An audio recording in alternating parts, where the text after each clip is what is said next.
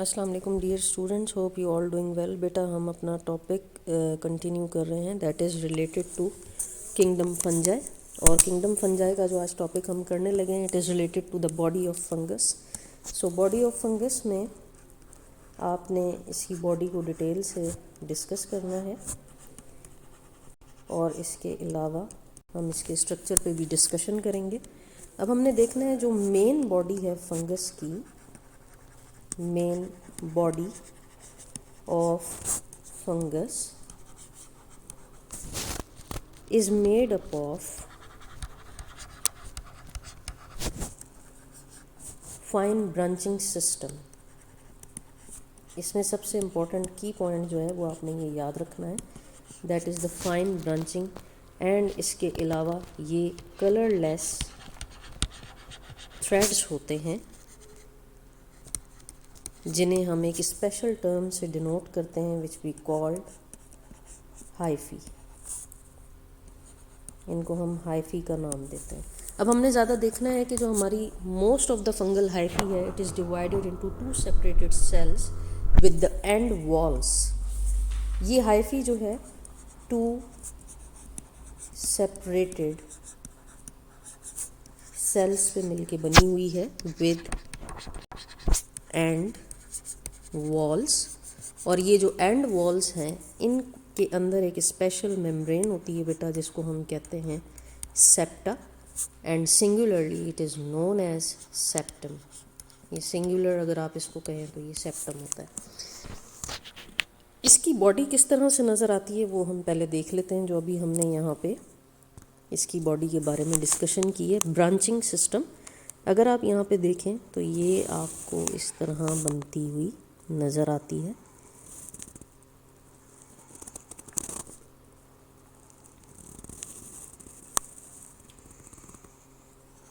These are fine thread like structure. यहाँ पे तो आपको थोड़े से ब्रॉड नज़र आ रहे हैं, लेकिन एक्चुअली ये बिल्कुल बारीक थ्रेड की तरह नज़र आ रहे होते हैं। तो ये इस तरह से बनते चले जाते हैं। अब हमने देखना है कि इसी में जो हमारी फंजाई है वो दो टाइप्स की तरह की बॉडी अपने पास रखती है। पहले हम आ जाते हैं इसके जो हाइफी के जो सेपरेट कंपार्टमेंट्स बनते हैं उनके बारे में। हम देखते हैं कि ये जो सेप्टा इसमें मौजूद है, इस सेप्टम का क्या काम है, जो कि एंड वॉल्स आपकी बना रहा है, आपके सेल्स के दरमियान में बना रहा है। So there are present tiny holes. इसमें मौजूद होते हैं tiny holes in the septa, and they allow the rapid flow of nutrients. ये न्यूट्रिएंट्स के रैपिड फ्लो को जो है ये अलाउ करता है। एंड इसके अलावा small molecules from cell to cell. अब आप देख सकते हैं कि हमारे पास जो बेटा हाइफी है वो दो तरह की होती है। Hyphae is of two type.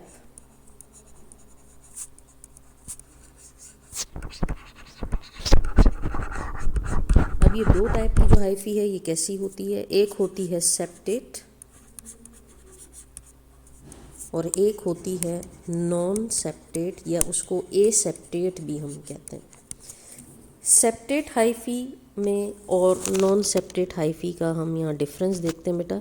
ये आपको जो ब्लैक कलर की लाइंस नज़र आ रही हैं, these are the cross wall and the end walls, जो कि यहाँ पे आपके पास बना रही हैं आपकी सेप्टेट हाइफी को। सेप्टेट का मतलब यहाँ पे दीज आर द कंपार्टमेंट्स, और we can say that the cells are differentiated, यानी कि आपके जो सेल्स हैं इसमें ये एक दूसरे से अपनी कम्युनिकेशन करेंगे with the help of these black line, जिन्हें हम सेप्टा कह रहे हैं। और इसकी मदद से जो है ये आपको यहाँ पे चीज़ों का जो एक्सचेंज है, जो साइटोप्लाज्मिक जो मटेरियल है उसके एक्सचेंज को जो है वो करते हुए नज़र आते हैं। This is known as septate hyphae, यानी जिसमें आपको कंपार्टमेंट्स मिल रहे हैं। So what we call them, these are septate hyphae provided with the septum. इसके अलावा अगर आप देखें हमारे पास जो दूसरी हमारे पास ब्रांचिंग सिस्टम इसमें आपको नज़र आता है, ये कैसा होता है।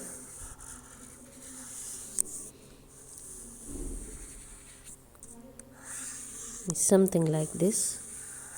अब आप इसमें देखेंगे, इसको आपको इसमें जो है वो कोई क्रॉस वॉल्स नज़र नहीं आती हैं। ये विदाउट क्रॉस वॉल्स होता है, विदाउट सेप्टेट होता है, विदाउट आप कह सकते हैं सेप्टम होता है, जिसे हम ए सेप्टेट या हम जो है वो नॉन सेप्टेट हाइफी का नाम देते हैं। ये दो तरह की टाइप्स हैं। It is known as non septate hyphae. अब हम आ जाते हैं बेटा, हमारे पास हाइफी की जो अकरेंस है, हाइफी कहाँ कहाँ से मिल सकती है, आपको कहाँ कहाँ पे ये मौजूद होती है। So we can say that they are basically present on bread moulds. ये ब्रेड मोल्ड्स में आपको मिलेंगे। ब्रेड मोल्ड्स जो हैं बेटा, ये बनते हैं with the help of special fungal cells that are related to the phylum zygomycota. ये ज़ाइगोमाइकोटा का फाइलम है, जो कि क्लासिफिकेशन जब की गई है फंजाई की, तो उसमें उसकी एक स्पीशी है जो फाइलम ज़ाइगोमाइकोटा में मौजूद है। ज़ाइगोमाइसिटीज़ इन्हें कहा जाता है, और ये इससे रिलेट करती है, और ये ब्रेड मोल्ड्स कॉज करती है। यानी कि ये जो डबल रोटी होती है उसके ऊपर जो फंगल स्प्रेड है, ये ज़ाइगोमाइकोटा या ज़ाइगोमाइसिटीज़ से होता है। और इसमें आप देख सकते हैं जो ज़ाइगोमाइकोटा या ज़ाइगोमाइसिटीज़ हैं, इनकी जो बॉडी है या इनकी जो हाइफी है, it is separate, they are not separated by hypha. यानी इसमें आपको कोई जो है वो सेप्टा नहीं मिलेगा। इस तरह की नॉन सेप्टेट टाइप की हाइफी जो है वो आपको नज़र आती है, जिसमें कोई क्रॉस वॉल मौजूद नहीं होती।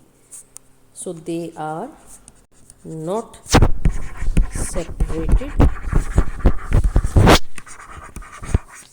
बाय सेप्टा और एनी अदर मेम्ब्रेन, जैसे कि आपको सेप्टेट हाइफी में नज़र आती है। इसमें जो कि आपके पास सेप्टा मौजूद नहीं होता, तो ये क्या करते हैं, they form the large cells which contains the many nuclei, और ये अरेंज हो जाते हैं in the coenocytic hyphal form में। So they are having large cells that contain many nuclei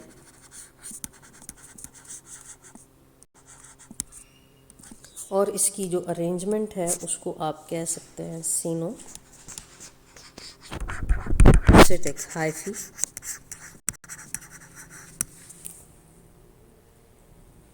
इसके अलावा अगर आप इसकी फंगल बॉडी से रिलेटेड हम बात करें, तो हम इसमें कुछ और चीज़ें भी यहाँ पे डिस्कस कर सकते हैं।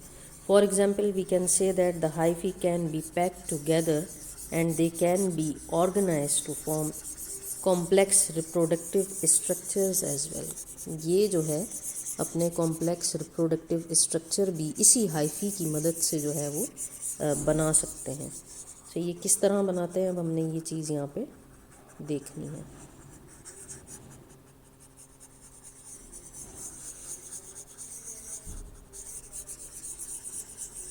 So continuing with the body of fungus, we are heading towards the hyphae. So हम कह सकते हैं hyphae can be packed together and organized in a complex reproductive structure which we called as mushroom. ये जो है आपको reproductive structures बना के देते हैं, जिन्हें हम मशरूम्स का नाम देते हैं।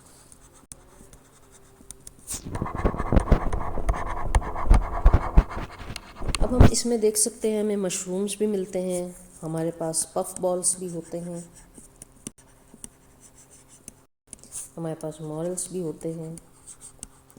सो ये चीज़ें मौजूद होती हैं ओवर अ वास्ट एरिया, वहाँ पे आपको ये मिल सकते हैं। इसके अलावा अगर हम यीस्ट की बात करें, जो अभी पीछे हमने डिस्कस किया था इंट्रोडक्शन में, yeast is also a kind of you can say that unicellular fungi, but this is a non-hyphal unicellular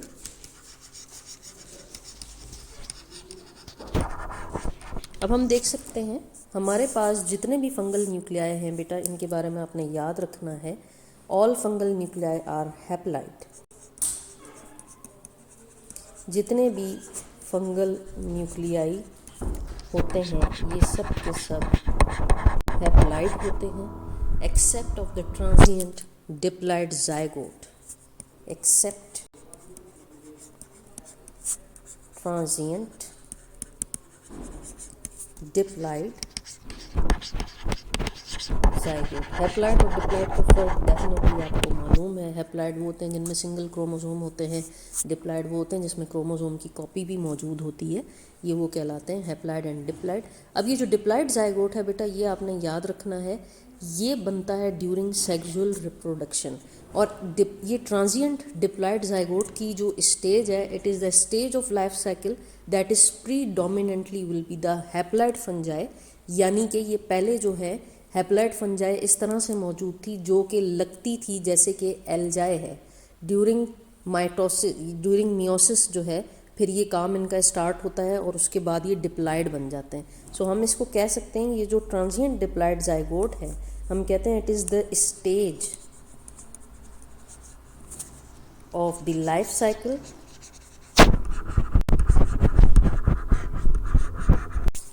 of predominantly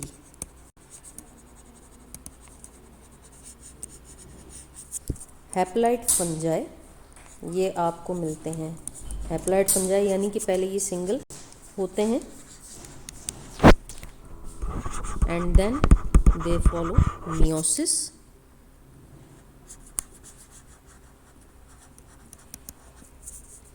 during meiosis they became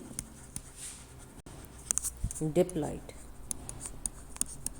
फिर ये जाके डिप्लॉइड स्टेज में कन्वर्ट हो जाते हैं।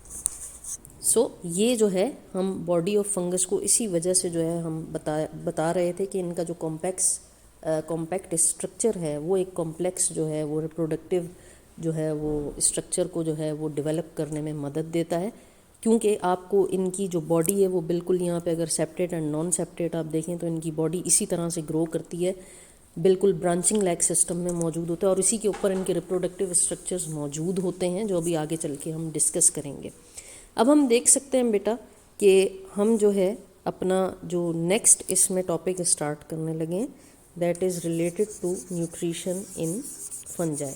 सो ये जो हमारा इंट्रोडक्शन था, हमारी बॉडी ऑफ फंगस से रिलेटेड हमने चीज़ें डिस्कस की थी। ये बहुत ही कॉमन कॉन्सेप्ट है जिसे आपने याद रखना है जब आप फंजाई को पढ़ना स्टार्ट करते हैं, which is totally related from which is totally different from other organisms, other 4 kingdoms, 3 kingdoms आप देखें जो कि प्रीडोमिनेंटली आप देख सकते हैं, एनिमल हैं, प्लांट्स हैं, आपकी एल्जाई है।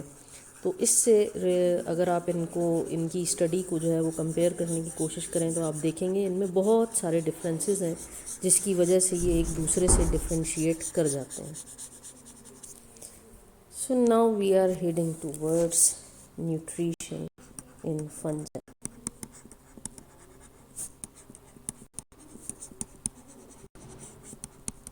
अगर न्यूट्रिशन इन फंजाई हम इसमें देखें कि फंजाई कैसे न्यूट्रिशन लेती है, क्योंकि इसकी बॉडी जो है वो हाइफी है और ब्रांचिंग सिस्टम पे एसोसिएटेड है, तो ये किस तरीके से जो अपनी न्यूट्रिशन लेती है। अगर आप इसमें देखें तो आप देखते हैं कि like animals fungi are also heterotrophs. हमारे जो हम एनिमल्स होते हैं we are basically heterotrophs. So like animals fungi are also heterotrophs. ये हेट्रोट्रॉप्स होते हैं and they use the complex organic compound for their source as a carbon. Complex organic compound को ये यूज करते हैं सोर्स ऑफ कार्बन।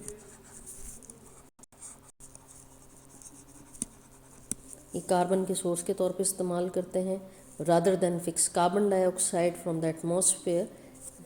बिल्कुल इसी तरीके से as do some the bacteria and most of the plant. जैसे कि आप देख सकते हैं कि ये कार्बन डाइऑक्साइड को जो है वो क्या करते हैं, फिक्स करते हैं एटमॉस्फेयर से, जैसे कि आपके दूसरे प्लांट्स और बैक्टीरिया जो हैं वो फिक्स कर रहे होते हैं कार्बन डाइऑक्साइड को।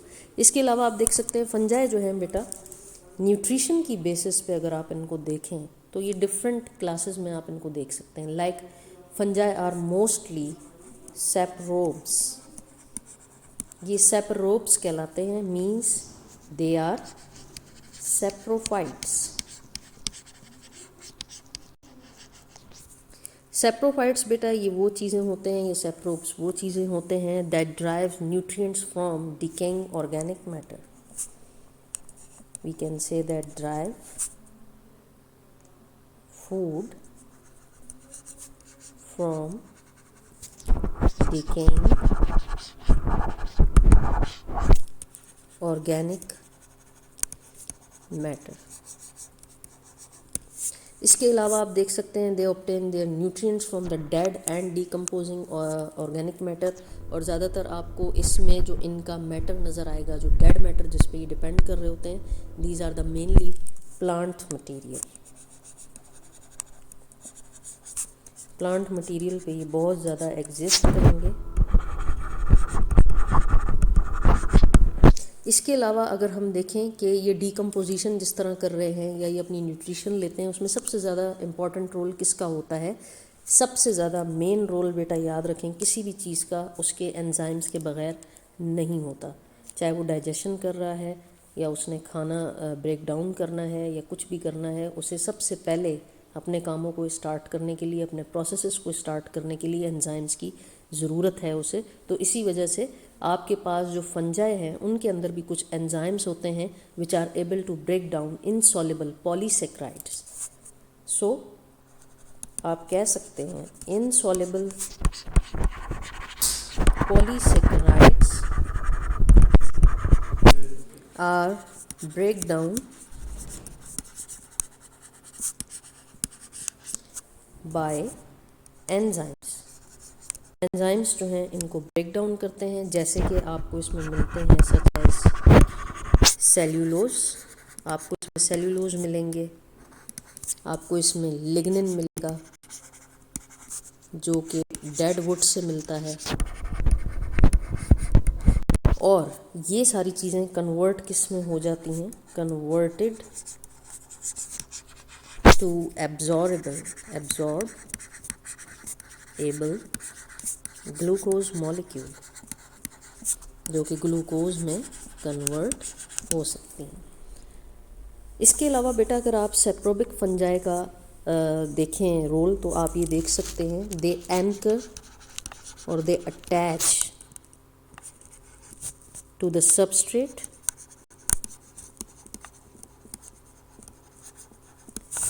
Bye modified hyphae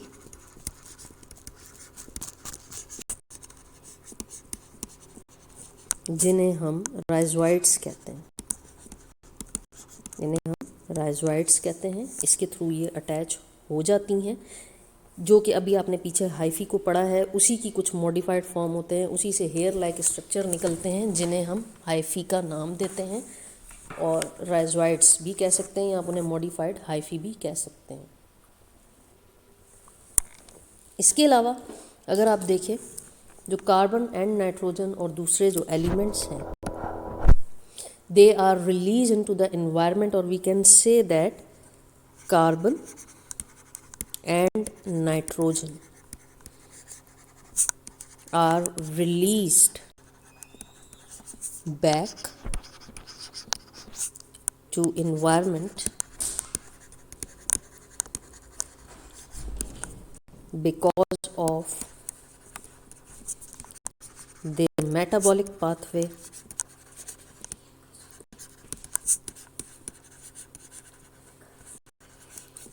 which fulfills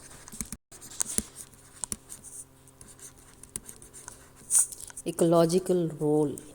यानी इस स्टेटमेंट का मतलब ये है कि फंजाई एज ए डीकम्पोजर्स क्या करते हैं, आपके एनवायरनमेंट को कार्बन और नाइट्रोजन जैसे इसेंशियल एलिमेंट वापस करते हैं, यानी उन्हें रिसाइकल कर रहे होते हैं और अपना एक बहुत important and major role play करते हैं इन इन्वायरमेंट, यानी अगर ये डिकम्पोजर्स हमारी दुनिया में ना होते तो हमारी दुनिया में जो ये रिसाइकलिंग का प्रोसेस है ये स्टार्ट नहीं होता।